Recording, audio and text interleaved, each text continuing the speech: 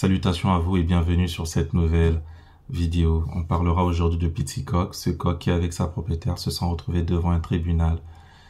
Pourquoi? Parce que il y a un voisin qui ne supportait pas le bruit de Petit Coq et qui voulait des dires même de la propriétaire du coq supprimer le coq. Si vous êtes à la place du monsieur, qu'est-ce que vous faites? Est-ce que vous partez vraiment porter plainte? Est-ce que vous partez porter plainte? Est-ce que vous trouvez un moyen de vous adapter? Est-ce que vous allez acheter peut-être des écouteurs qui vous empêchent le matin ou dans la journée, je ne sais pas, d'entendre? Est-ce que c'est facile de garder aussi des casques anti-bruit toute la journée ou même des bouchons anti-bruit toute la journée? Est-ce que c'est facile? Qu'est-ce que vous allez faire? Qu'est-ce que vous allez faire? Et donc, dans cette situation, j'attends aussi votre réponse, mais on continue notre chemin. Dans son cas, le monsieur, il a demandé cela parce que il avait des problèmes cardiaques. Il a demandé cela parce qu'il avait des acouphènes récurrents. Il ne supportait pas, notamment, les bruits aigus du coq. Tant mieux pour Petit Coq parce que l'histoire s'est bien terminée. Le monsieur, il a retiré sa charge. Donc Petit Coq, voilà, le procès n'est pas allé au terme. Le monsieur, il a retiré sa plainte en quelque sorte. D'aucuns disent que c'est parce que le monsieur avait subi une pression sur Internet. Mais moi, peu importe, j'aimerais juste louer l'acte du monsieur qui, au dernier moment, je ne sais pas pour quelle raison il a fait, il a retiré sa plainte. Maintenant, j'aimerais dire à quelqu'un que, en fait, quand on analyse bien la situation, on se rend compte que le monsieur ne l'a pas fait par plaisir. Le monsieur, il l'a fait parce qu'il disait qu'il avait des problèmes cardiaques. Il avait un cancer. Il avait des acouphènes. Pour lui, le coq, c'était un bruit de trop. On peut très bien se mettre en situation. Parce que nous aussi, on a parfois, comme le monsieur, avant de changer sa décision, imposé des décisions radicales aux gens. On a dit aux gens, on ne supportait pas leur manière de manger. On a dit aux gens, on ne supportait pas leur visage. On ne supportait pas leur couleur de peau. On ne supportait pas leur voix. Oui, on peut se mettre cette situation dans nos propres vies, laisser de côté le pauvre monsieur de 77 ans, laisser de côté la dame. Mais dans notre vie, parce que le monsieur, par rapport à notre vie, en fait, le monsieur est parti des faits concrets. Il est malade, il a un cancer, il a des acouphènes récurrents, il a des problèmes cardiaques, il ne peut pas supporter le bruit.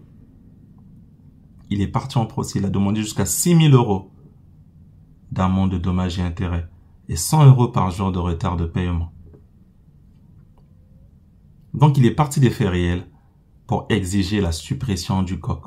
Vous aussi, c'est pareil. Peut-être que la voix de l'autre vous énerve. Vous voyez, quand vous voyez la définition, allez-y chercher la définition du bruit au niveau de l'Académie française.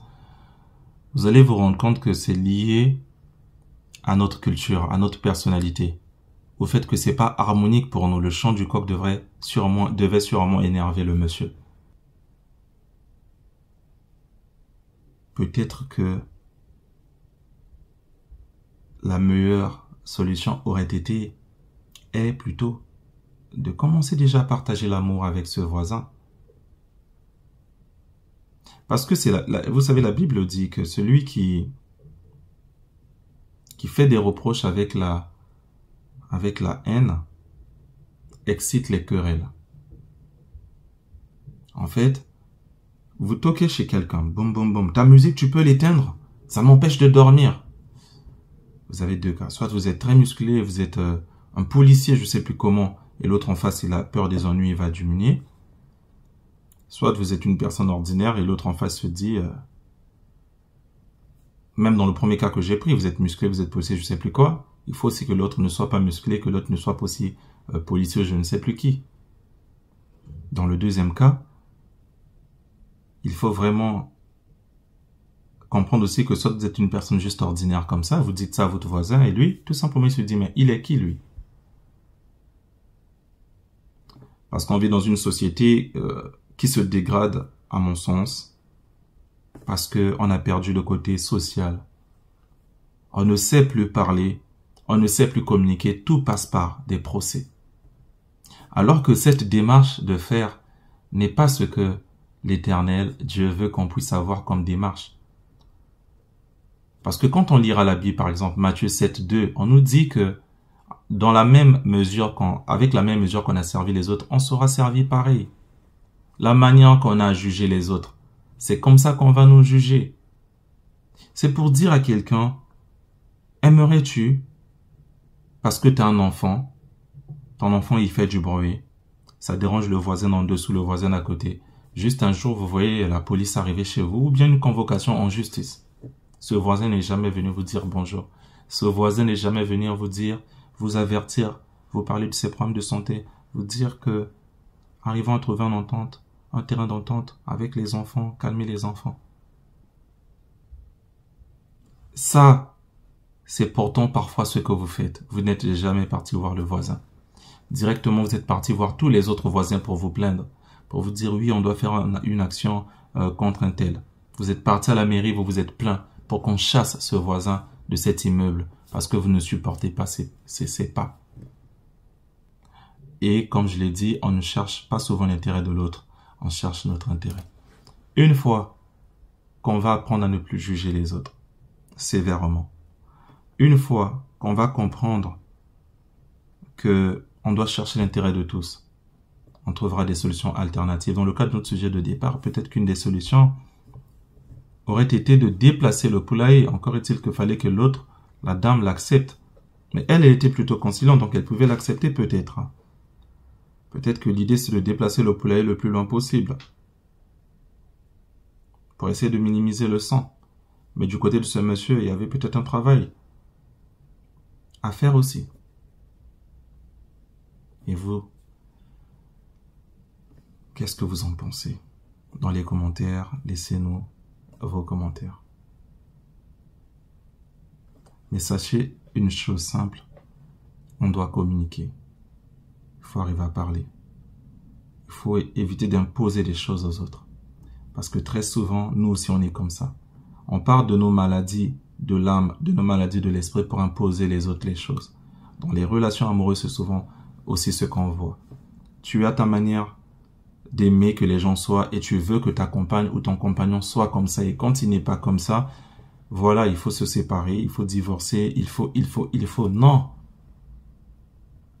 Non. L'amour supporte tout. 1 Corinthiens 13, le verset 7. Si tu ne supportes pas, c'est qu'il n'y a pas de l'amour. On ne peut pas parler. Déjà, quand on parle de supporter, ça veut dire que tu as remarqué que ça te faisait quelque chose. Mais tu as décidé de ne pas parler. Tu as décidé de prendre ça sur toi. C'est ça, supporter. Sinon, en quoi on parlerait de supporter? Vous mettez votre passoire là et que l'eau traverse ça n'arrive pas à supporter l'eau. Mais ça veut dire quoi? Ça veut dire que vous avez un support qui est là. Vous mettez l'eau. Le support supporte l'eau, c'est-à-dire fait en sorte que l'eau qui soit là, qui ne renverse pas l'eau, qui ne remet pas l'eau d'où l'eau vient. C'est ça, supporter. Il y a quelque chose qui arrive en vous. Vous gardez ça, vous prenez sur vous. Et c'est en cela que Dieu bénit. C'est en cela que Dieu bénit. Parce que dans la Bible, il est dit, si vous aimez ceux qui vous aiment, qu'est-ce que vous faites de différent? Il faut aimer, par exemple, ceux-là qui sont différents de nous. Ces personnes qui nous poussent à avoir un truc on dit comme une boule dans le cœur. Tu te dis, mais franchement, sa manière de parler, franchement, ce sont des personnes comme ça qu'il faut supporter et se dire, je vais apprendre à aimer. Je vais apprendre à aimer ce qui est différent de moi. Je vais apprendre à aimer ce qui est différent de moi. J'aimerais juste dire à quelqu'un que, au fond de vous, n'oubliez pas que l'autre n'est pas différent de nous. Ce qu'on ne voudrait pas qu'on nous fasse, ne le faisons pas à l'autre. Allons-y communiquer. Allons-y trouver une solution. Ensemble. Que le Seigneur nous aide à trouver des solutions, à supporter les autres, à travailler sur nous à nous ouvrir aux autres, à ne pas savoir imposer les choses, à aller dialoguer avec l'autre, à aller parfois aider l'autre dans le cas où l'autre est dans une difficulté et que l'autre a besoin de nous, à apprendre l'évangile, à l'appliquer dans les situations de tous les jours, à ne pas vouloir toujours imposer notre point de vue, mais à chercher l'intérêt de l'autre, à chercher l'intérêt commun parfois. Peu importe nos maladies, peu importe ce qu'on a, parce que on ne supporterait pas qu'on puisse nous supprimer pour notre manière de vivre, pour notre manière de parler. On a besoin qu'on nous accepte comme nous sommes. Nous aussi, nous avons besoin d'accepter les autres, de pouvoir communiquer aussi avec les autres, dans un dialogue, arranger les choses et ne pas toujours aller en procès, ne pas toujours aller à l'affrontement. Parce que la douceur résout beaucoup de choses. Voilà, que le Seigneur nous rende doux dans nos relations. Et aussi qu'on n'oublie pas que le Seigneur est disponible, qu'on puisse prier. Dieu est capable de toucher ce voisin. Dieu est capable de toucher ce coq. Dieu est capable de toucher cette personne en face afin que vous puissiez trouver une solution pour vous deux. Et si la solution n'arrive pas, on peut prier. Et Dieu, il est capable de nous accorder la capacité de ne pas mourir. Que le bruit du voisin ne développe pas ta tension davantage. Que le bruit du voisin ne développe pas plus tes problèmes, cardiaques ou d'estomac. Peu importe. Dieu est capable de faire en sorte que tu sois protégé de cette source de nuisance. Ce qui te faisait mal avant, à un moment donné, ne te fera plus du mal. Ce que tu n'arrivais pas à supporter, mais qui parfois pour l'autre était vital, était important, tu arriveras à le supporter parce que cette grâce existe. Donc, on peut aussi prier Dieu pour dire, Seigneur, aide-moi, donne-moi la force de supporter, d'aimer, d'endurer, de ne pas chercher toujours mes intérêts, par le nom puissant de Jésus. Amen.